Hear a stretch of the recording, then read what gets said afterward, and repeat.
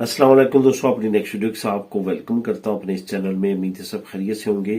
तो काफी दोस्तों की तरफ से कुछ इस तरह के कमेंट आते हैं कि स्पेन में अगर हम आते हैं और वहां पे हमें 2 साल वेट करना होगा अपनी पदरोना में तो करवाने के बाद, तो वहां पे आमतौर पे काम कौन सा मिलता है, उसकी सैलरी क्या मिलती है, इस पे काफी दोस्तों के कमेंट आते हैं। और कुछ दोस्तों ने ये कमेंट किए हैं कि क्या बगैर पेपरों के वहां पे काम मिल जाता है। और कुछ के ख्याल में तो ये है कि जो पाद्रोना तो है वो यहाँ पे लीगल स्टेटस है और उसके बाद हम लीगली काम कर सकते हैं। सबसे पहले तो आपको ये बताता चलूं कि स्पेन जो है ये पुर्तगाल, इटली, स्पेन जो है, ग्रीस हुआ, ये वो ममालिक है जहाँ पे इमिग्रेंट्स का बहुत ज्यादा प्रेशर है। यहाँ पे क्योंकि अफ्रीका साइड पे बहुत ज्यादा जो है वो लोग बोट्स के जरिए जो है इनके जजीरों तक पहुंचते हैं। जजीरों के बाद इनकी जो मेन लैंड है वहां पे आते हैं और वहां पे आके जो है ये इनको सेटल किया जाता है हुकूमत की तरफ से। और कुछ जो लोग उन कैंप्स में नहीं आते क्योंकि उनकी उम्र 18 से ज्यादा होती है, वो फिर अपने तौर पे यहाँ पे कोशिश करते हैं काम तलाश करने की, रहने की और काम करने की। इस वजह से इन ममालिक में जराइम की रेशो भी थोड़ी सी दूसरे मालिक की निस्बत ज्यादा है और यहाँ पे कम सख्ती होने की वजह से यहाँ पे हालात जो है दूसरे मालिक की तरह बिल्कुल नहीं है, बल्कि यहाँ पे बहुत बड़ी तादाद में इमिग्रेंट जो है वो इलीगल तौर पे रहते हैं। यहाँ पे ऐसा नहीं है कि आपको रोड पे जाते हुए बिला वजह रोका जाए और आपसे डॉक्यूमेंट पूछे जाए। आप किसी हसास मुकाम पे ना हो जहाँ पे जो है वो कुछ एक्टिविटीज ऐसी हैं कि वहां पे सिक्योरिटी ज्यादा है, वहां पे आपकी चेकिंग हो सकती है। वरना आम तौर पे आपको चलते फिरते जाते आते बिल्कुल भी पुलिस की तरफ से तंग नहीं किया जाता और ना ही यहाँ पे डिपोटेशन के हालात हैं। यहाँ पे सिर्फ इसी सूरत में आपको डिपोर्ट किया जाता है जब वो समझते हैं कि ये हमारे माशरे के लिए खतरनाक साबित हो सकते हैं, आपकी सोशल मीडिया एक्टिविटीज ऐसी हों या आप जो है वैसे इनके लिए खतरा वो आपको महसूस करें अपने लिए, तो ऐसे लोगों को जो है वो डिपोर्ट किया जाता है। ऐसे लोगों को तो लीगल को भी डिपोर्ट कर दिया जाता है, इलीगल तो फिर जो है उनके पास ऑलरेडी इलीगल स्टेटस नहीं होता। तो इस वजह से इन चीजों के बारे में जो मुख्तलिफ क्वेश्चंस आए हैं उनको मैंने कवर किया। अब चलते हैं थोड़ा सा आगे, तो आपको बताता हूं कि जब आप यहाँ पे आते हैं और यहाँ पे आने के बाद आपके पास डॉक्यूमेंट नहीं होते, तो पहला जो स्टेप आपने करना होता है, जो बहुत जरूरी होता है, जो एज सून एज अर्ली आपको करना चाहिए, क्योंकि वो आप करेंगे तो आपका 2 साल का यहाँ पे टाइम पीरियड स्टार्ट होगा, वो है पदरोनामिंतो। पदरोनामिंतो क्या है? पदरोनामिंतो है कि यहाँ पे आपने एक रजिस्ट्रेशन करवानी है एक टाउन हॉल में जाके। जैसे हमारे वहां पे यूनियन काउंसिल होती है, यहाँ पे हर एरिया की टाउन हॉल होती है। वहां पे जाके आपने रजिस्ट्रेशन करवानी है कि मैं फलां घर में, फलां गली का नाम है, फलां उसका नंबर है, इस घर में इस मंजिल पे मैं रहता हूं और किन के साथ रहता हूं, वहां का आपका कॉन्ट्रैक्ट देना जरूरी होता है। अगर वो जो है वो रेंट पे रह रहे हैं, वो कॉन्ट्रैक्ट अगर मालिक है तो मालिक का जाना जरूरी होता है। तो वो वहां पे आपकी रजिस्ट्रेशन करवा देते हैं, जिसको स्पेनिश में पदरोनामिंतो बोलते हैं। वो रजिस्ट्रेशन में आपको चंद एक पेज दे देते हैं कि ये पेज आपका सबूत है कि आपकी यहाँ पे पदरोनामिंतो चलना शुरू हो चुकी है। वहां पे आपका नाम, आपका पासपोर्ट नंबर, आपकी डेट, तमाम चीजें वहां पे दर्ज होती हैं कि कब आपने वो करवाई है।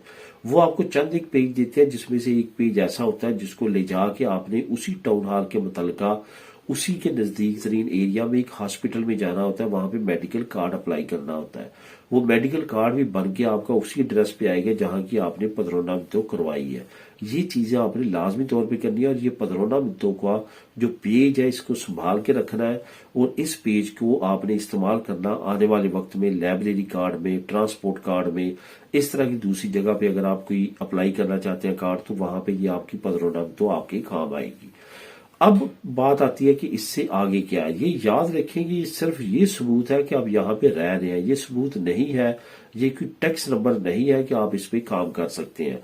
वो आपको 2 साल के बाद मिलेगा, वो भी जब आप 1 साल का वर्क कॉन्ट्रैक्ट लगाएंगे। उसके बाद हुकूमत जांच पड़ताल करेगी आपकी कंपनी की, उसके बाद आपको परमिशन देगी 1 साल की और साथ आपको एक कार्ड इशू कर दिया जाएगा जिसपे आप काम कर सकते हैं।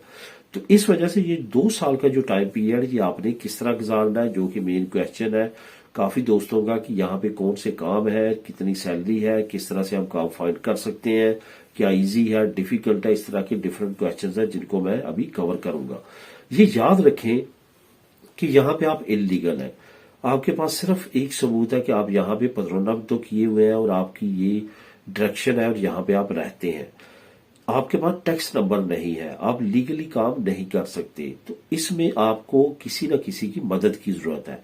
कोशिश करें कि रेफरेंस ढूंढे, वो आपको कम से कम आपको साथ कोई ज्यादती नहीं करेगा। रेफरेंस ढूंढे, अगर खुदा न खास्ता आपको कोई रेफरेंस नहीं मिलता तो फिर जो बेस्ट ऑप्शन होता है, जो कि अमूमन तौर पे लोग करते हैं, फिर आप बाहर जो देसी शॉप्स हैं जो कि हमारे हम वतनों की है, इंडियन की है, पाकिस्तानियों की है, बंगालियों की है, नेपालियों की है, जो हम जवान है, इनके पास चक्कर लगाएं कि फ्रूट एरिए पे, कोई डोनर कबाब पे, कोई अलमीतासियन की शॉप पे, कि कार्निसीरिया पे, इस तरह की जगहों पे आप जाएंगे तो वहां पे अमूमन तौर पे उनको लोगों की जरूरत होती है, वो आपको काम पे रख लेते हैं। इसमें मैं आपको ये भी बताना चाहूँ कि वो जो काम पे आपको रखेंगे, वो काम जो है वो आपको ज्यादा आवर्स काम करना पड़ेगा और सैलरी जो है पेपर वाले लोगों की निस्बत तकरीबन हाफ आपको मिलेगी, क्योंकि वो कहते हैं कि हम इस बंदे की मदद कर रहे हैं ताकि इसका खर्चा पानी चलता रहे 2 साल तक, और इस वजह से हम इसकी मदद के तौर पे इसको अपने पास रख रहे हैं। लेकिन अगर दूसरी तरफ में देखा जाए तो ये एक तरह से ज्यादती भी बनती है कि आप ज्यादा घंटे जो है लोगों से काम करवा रहे हैं और उनको तनख्वाह भी कम दे रहे हैं, और ऊपर से जो है वो उसका इस्तेहसाल भी कर रहे हैं ज्यादा काम करवा के। तो ये सारी सिचुएशन अब बारगेनिंग के तौर पे सामने आती है। आपके पास पेपर नहीं होते, आप काम करना चाहते हैं, अपना सर्वाइवल चाहते हैं, उनको पता होता है आपके पास पेपर नहीं है, वो अपना काम चलवाना चाहते हैं और आपको यूज करते हैं। ये बारगेनिंग है, अगर आप इसको कर सकते हैं तो फिर आप जो है यहाँ पे अपने खर्चे पे जो जितना टाइम है लीगल होने तक गुजार सकते हैं। वरना दूसरा ऑप्शन यही है कि या तो आपके पास काफी ज्यादा सेविंग हो जो आप यूज कर सकें, या फिर आपके पास कोई ऐसा हुनर हो कि आप ऑनलाइन कुछ ना कुछ कर सकें, कमा सकें, या फिर तीसरा ऑप्शन है कि आप अपनी होम कंट्री से फंड को मंगवा के यहाँ पे उसका यूज कर सकें। यही ऑप्शंस है, उसके बाद ऑप्शंस नहीं है। स्ट्रगल जरूर है, स्ट्रगल करना पड़ेगी, हर एक ने किया, जो भी यहाँ पे नया आता है उसको स्ट्रगल करना पड़ती है, सिवाय उन लोगों के जिनकी ऑलरेडी फैमिलीज हैं, वो अपने बच्चों को बुलाते हैं, वो बच्चों को स्ट्रगल नहीं करना पड़ता। लेकिन जो फर्स्ट टाइम यहाँ पे आके लीगल होने की कोशिश करते हैं उनको काफी ज्यादा स्ट्रगलिंग करनी पड़ती है। तो दोस्तों, कोशिश की है तमाम क्वेश्चंस को कवर करने की। अगर इससे रिलेटेड और आपके जहन में क्वेश्चन हो तो आप नीचे कमेंट करके मुझसे पूछ सकते हैं। मिलेंगे नेक्स्ट वीडियो में नई अपडेट्स के साथ। अल्लाह हाफिज।